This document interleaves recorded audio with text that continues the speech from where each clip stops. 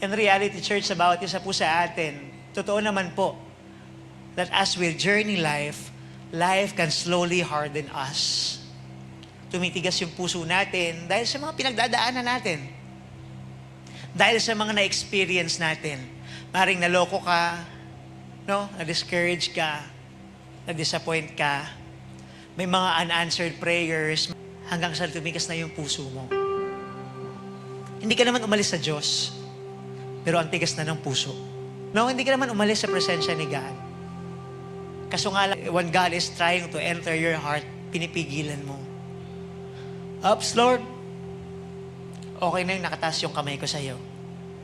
Huwag mo lang akong sasabihin, papatawarin ko to. Ups, Lord. Okay lang yung nandito ako sa simbahan, pero wag mo papagawa sa akin, wag yan. Kasi there are areas in our hearts, baka mamaya sobrang tigas na pala talaga. Now I pray today, no, that the presence of God will just soften every heart na sobrang tumigas na. Kasi ang puso na malambot sa presensya ng Panginoon, mabilis po yan humingi ng kapatawaran sa Diyos. Papatawad, nagtitiwala, at nagsusurrender ng control. And once again, church, if sensitivity is not weakness, also softness does not mean weakness. But softness means you are surrendering. Now, as I look back, as I go to Jesus, no, here is the gospel. Once again, si Jesus po, He was betrayed, pero hindi niya tinigasan yung puso. Tama po ba? Kaya tayo nandito pa rin. Are we here?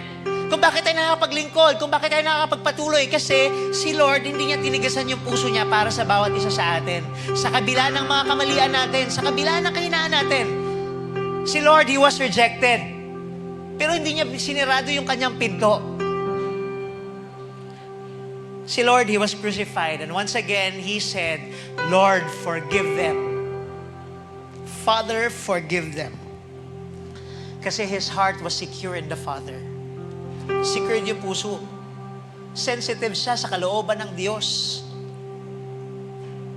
At malambot, sa sobrang lambot na handa niyang magpatawad.